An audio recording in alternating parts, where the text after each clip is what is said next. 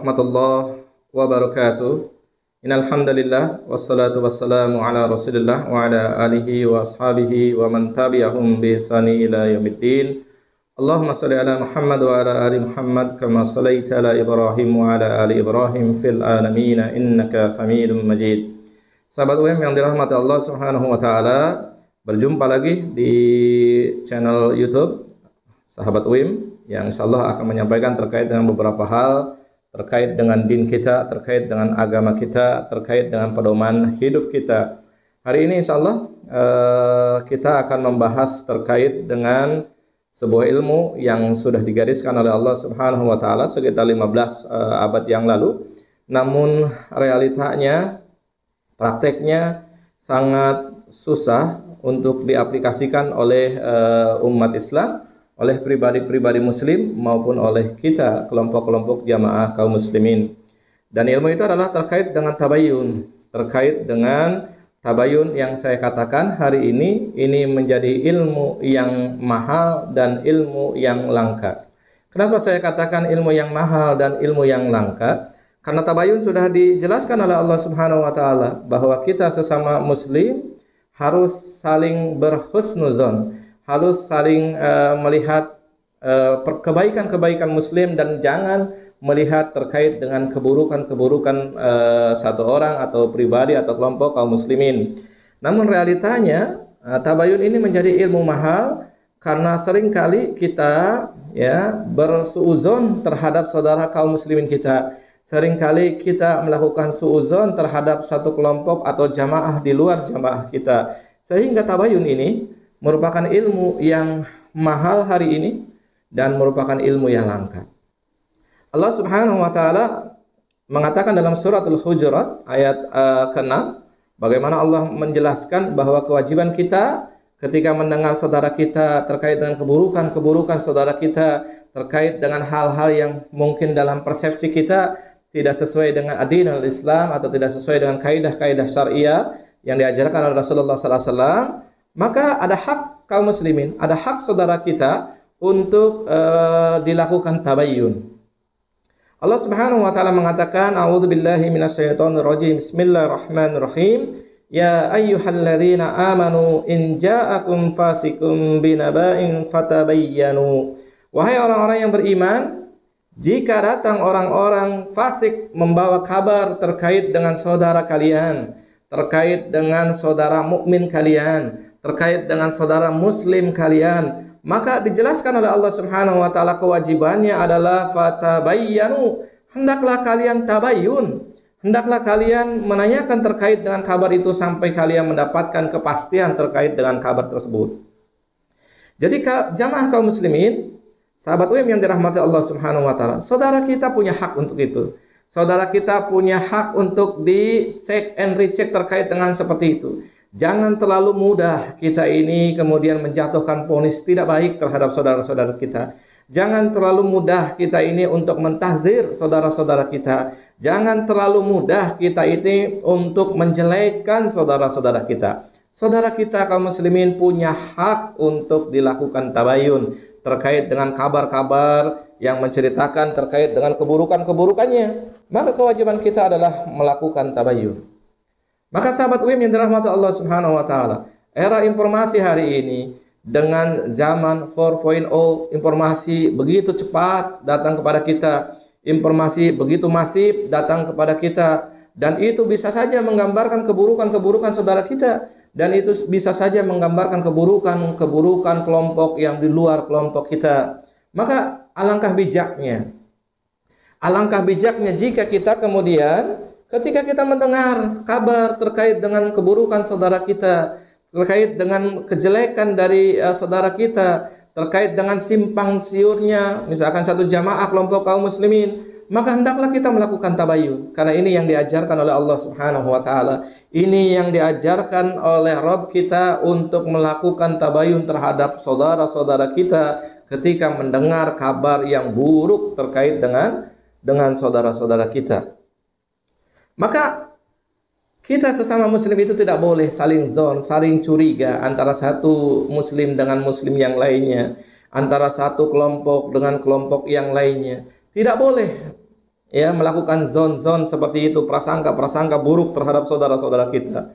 Karena kita tidak memahami mungkin wakinya, kita tidak memahami terkait dengan apa yang terjadi sesungguhnya pada satu masa ketika saudara kita tersebut sampai kepada berita yang tidak baik, berita yang buruk terkait dirinya. Ya, maka Allah dalam ayat lain disampaikan bahwa Allah Subhanahu wa taala mengatakan, ya ayyuhalladzina amanu stanibu katsiran minadz-dzon inna ba'dadz-dzonni ismun.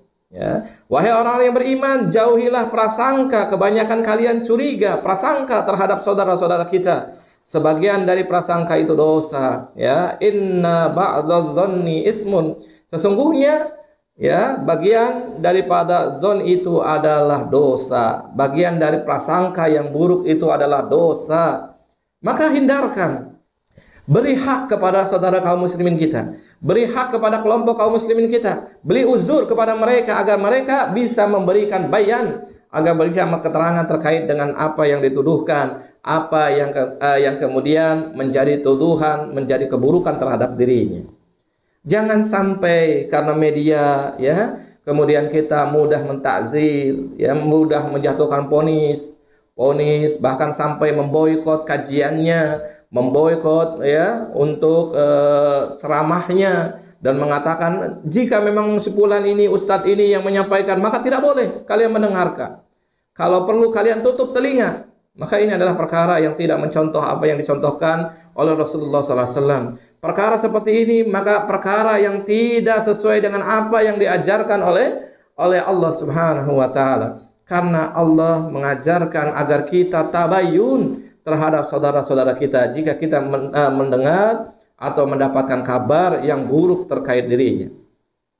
Dan kita sebagai jamaah kaum muslimin ketika kita melihat ada ustadz yang mengatakan seperti itu, ingatkan bahwa dirinya telah berlaku zalim terhadap saudara yang lain, bahwa dirinya sudah berbuat sebuah kerusakan, bahwa dirinya telah melakukan perbuatan dengan tidak memberikan hak muslim tersebut untuk memberikan penjelasan. Ya. Dan karakter para ulama itu, ya, karakter ahli ilmu itu setidaknya ada dua karakter yang harus dimiliki. Kita sebagai ahli ilmu, ya apalagi ustadz, ya, yang kemudian fatwanya didengar, fatwanya diambil oleh banyak orang. Maka setidaknya ada dua karakter ahli ilmu itu. Yang pertama adalah syaja'ah, yang kedua adalah tabayyun. Jika kita melihat saudara-saudara kita melakukan penyimpangan atau hal yang tidak sesuai, maka sebagai seorang ahlul ilmi, ya yang pertama adalah syaja'ah, dia berani, ya, berani untuk berdiskusi ilmiah, ya. Jangan sampai dia menyebarkan fitnah, ke sini dia menyebarkan seperti ini, ke sana menyebarkan seperti ini terkait dengan si fulan ini, ya. Lebih baik adalah kita berdiskusi dengan orang tersebut, ya. Jika orang tersebut misalkan ya datang kepada orang yang pada waktu itu dianggap sebagai Syiah, lalu bagaimana sikap kita? Hari ini harusnya diskusi, ya, apakah hal seperti itu ya dibenarkan secara syar'i? Lalu apa alasan antum untuk datang kepada orang yang mungkin ya dalam pandangannya dia Syiah dan yang lain-lainnya? Diskusi. Dan diskusi ini adalah perkara yang diajarkan oleh para ulama, ya. Diskusi ini adalah perkara yang diajarkan oleh ahlul ilmi. Jika memang ada subhat-subhat yang menyertai seseorang, maka diskusi itu lebih afdol. Itu yang diajarkan oleh para ulama. Namun jika memang ruang-ruang diskusi itu tidak terjadi, ya, tidak terjadi, maka para ulama mengajarkan dengan saling menulis buku, ya.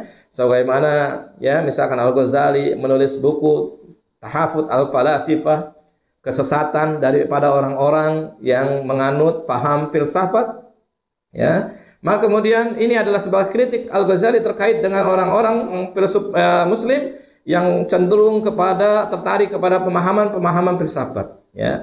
Tapi kemudian apa perkara yang disampaikan Al-Ghazali ini dengan Tahafut Al-Falasifah itu kemudian dibiarkan? Nah, buat orang-orang cendekiawan muslim, filsuf muslim kemudian menyampaikan bantahannya melalui Tahafut At-Tahafut, melalui buku yang berjudul adalah kesesatan, penulis kesesatan. Nah, inilah yang diajarkan oleh para ulama.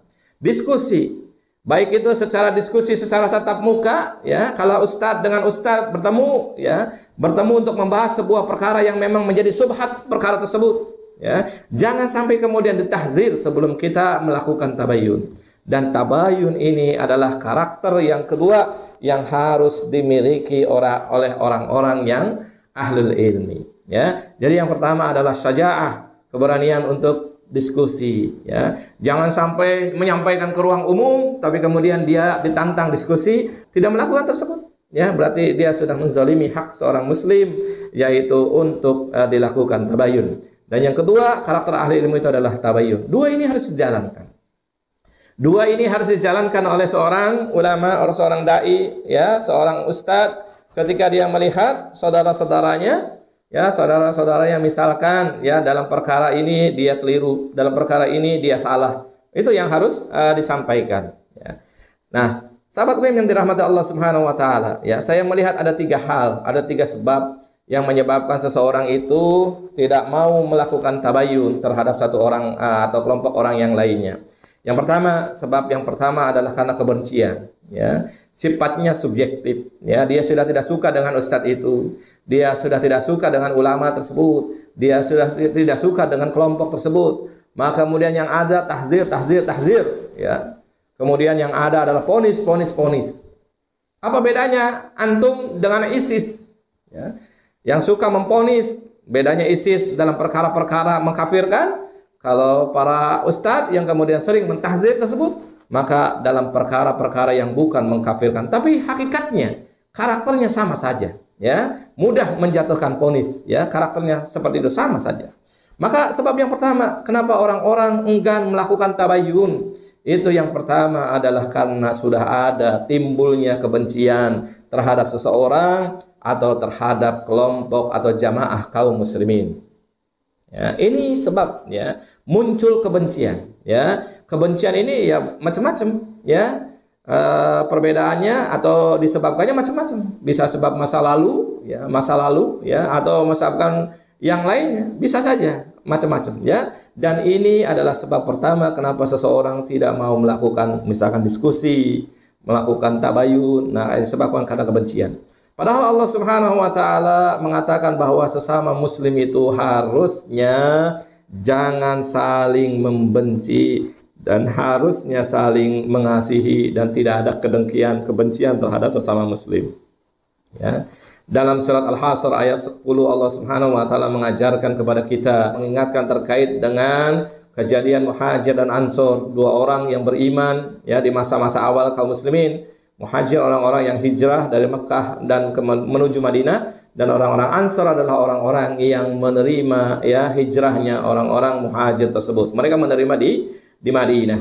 Maka Allah Subhanahu wa taala mengatakan dalam ayat ini, walladzina ja'u min ba'dihim yaquluna rabbana ighfir lana wa li ikhwanina alladzina sabaquna bil iman wa la taj'al fi qulubina ghillan lil ladzina amanu rabbana innaka raufur rahim. Dan orang-orang yang datang sesudah mereka, sesudah Muhajir dan Ansor, mereka berdoa pada Allah Subhanahu wa taala, Rabbana ighfir lana, ya Allah Subhanahu wa taala, ampunilah dosa-dosaku, wa li ikhwanina alladziina sabaquna bil iman, dan dosa orang-orang sebelum kami yang sudah beriman terlebih dahulu. Kemudian wala taj'al fi qulubina ghillan lil ladzina amanu, dan janganlah engkau membiarkan terjadinya atau adanya kebencian, kedengkian dalam hati-hati kami terhadap orang-orang yang beriman. Harusnya seperti itu orang-orang beriman, ya. Dalam ayat lain dikatakan bahwa orang-orang yang pengikut Rasulullah SAW adalah orang-orang yang asyidda'u 'alal kuffar hamau bainahum, ya, sangat tegas terhadap orang-orang kafir dan sangat lembut terhadap orang-orang beriman. Ya, dan ini adalah karakter daripada orang-orang mukmin, karakter dari orang-orang berilmu, karakter dari orang-orang yang beriman kepada Allah Subhanahu wa taala. Jadi tidak boleh ada kebencian. Jangan sampai karena kebencian kita terhadap sebuah kaum kemudian kita tidak bersikap adil terhadap mereka. Ya. Hari ini saya benci terhadap siapa, akhirnya bagaimana cara menjatuhkan, ya, orang yang kita benci tersebut, Maka salah satunya adalah membongkar aib-aibnya, membongkar misalkan perkara-perkara yang masih menjadi perselisihan, bongkar semuanya, ya, sampaikan semuanya kepada umat agar agar umat tahu keburukan dia. Padahal apa yang dia sangkakan, apa yang dia duga itu belum dia konfirmasi ke orang tersebut, belum dia tabayunkan. Ya. Jadi ini adalah hal yang menimpa sebagian aktivis kaum muslimin hari ini karena kebencian pribadi-pribadi akhirnya menjatuhkan ustadz-ustadz atau lawan-lawannya secara tidak adil. Dan ini dilarang di dalam Islam. Tidak diperbolehkan di dalam Islam. Haram hukumnya seorang kaum muslimin kemudian dia benci terhadap muslim yang lainnya. Yang kedua, sahabat UIM yang dirahmati Allah Subhanahu wa taala, yang menyebabkan orang-orang enggan melakukan tabayun.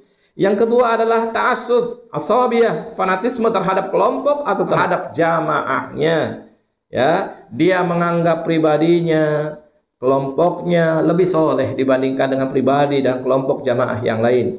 Dia melihat pribadinya dan kelompoknya lebih sunnah dibandingkan dengan pribadi dan kelompok daripada jamaah atau kelompok yang lain. Ya, dia melihat dirinya lebih awal dalam perjuangan dibandingkan dengan kelompok-kelompok yang ini. Ya bisa jadi dia kelompok-kelompok yang lahir tidak lama. Ya baru-baru saja. Kelompok saya ini lebih lama. Sabiqun awalun.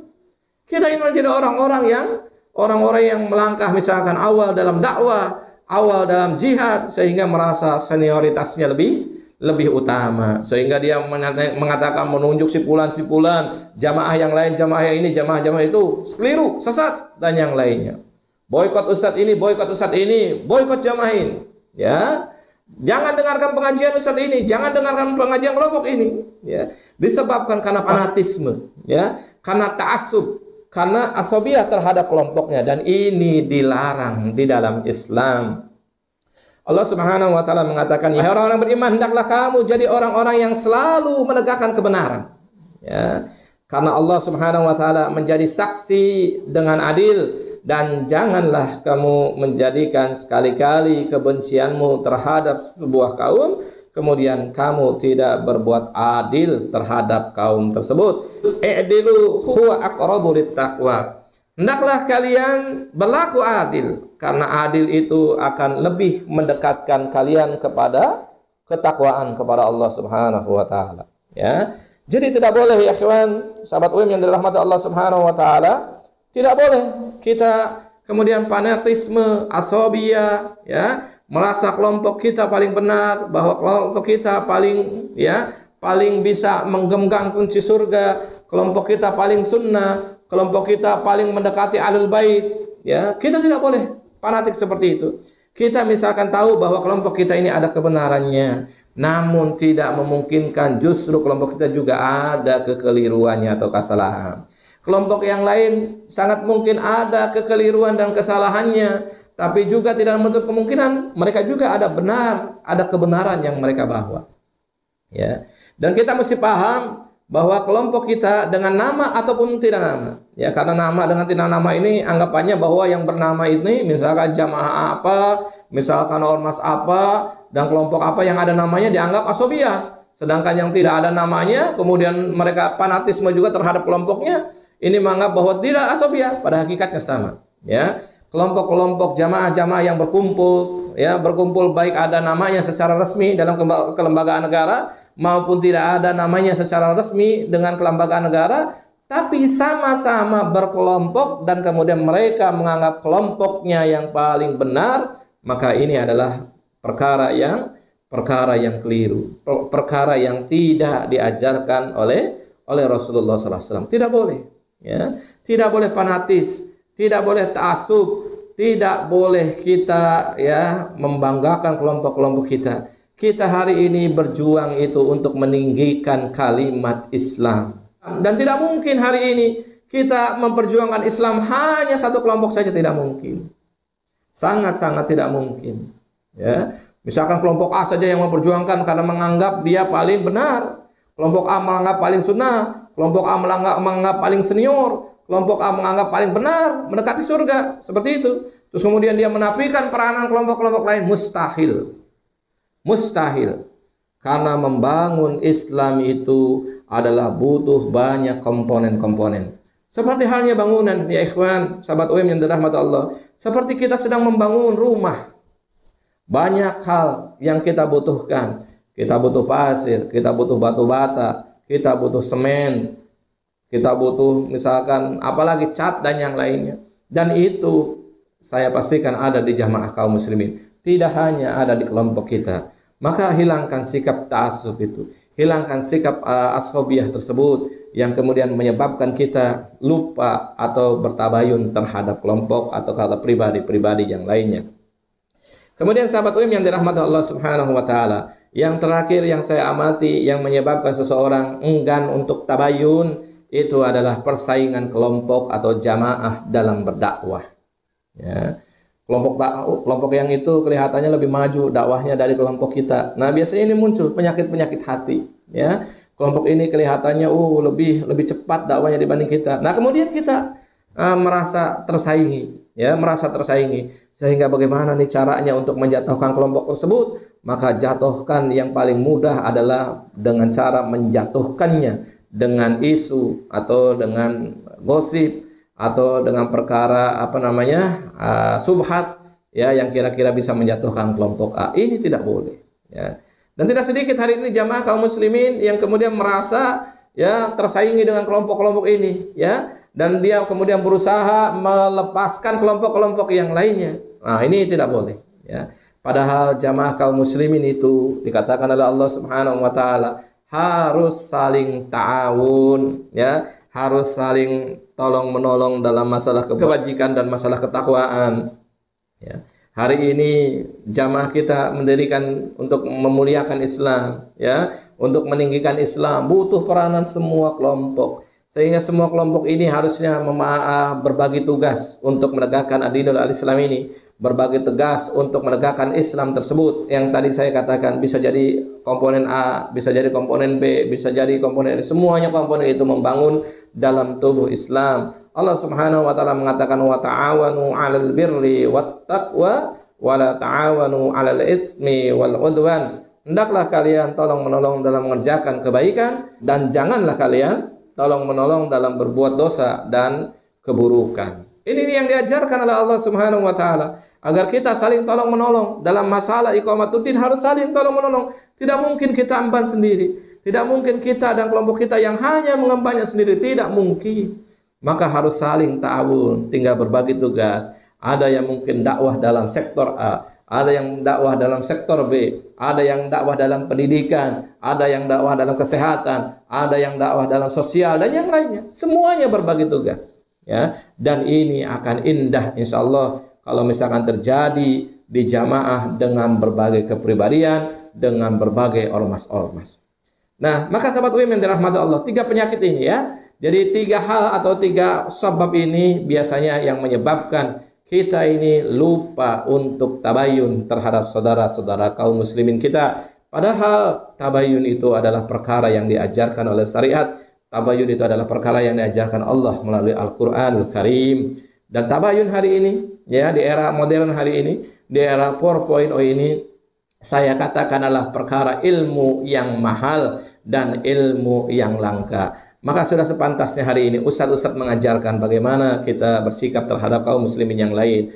Para alim mengajarkan bagaimana kita bersikap untuk tidak ta'assub terhadap diri, terhadap kelompok kita, terhadap kiai dan yang lainnya. Hari ini kebenaran bisa datang dari mana saja. Bisa kelompok A, kelompok B dan yang lainnya. Maka hendaklah umat Islam untuk senantiasa menghormati antara satu kelompok dengan kelompok yang lain, antara satu jamaah dengan jamaah yang lain. Maka perintah ini, ya ikhwan, sahabat UM yang dirahmati Allah Subhanahu wa taala, perintah ini mengajarkan kita untuk tabayun terhadap saudara-saudara kita. Dan hari ini tabayun yang saya katakan mahal dan menjadi hal yang langka, mudah-mudahan bisa dipraktikkan oleh jamaah kaum muslimin dari pribadi sampai kelompok-kelompoknya. Assalamualaikum warahmatullahi wabarakatuh.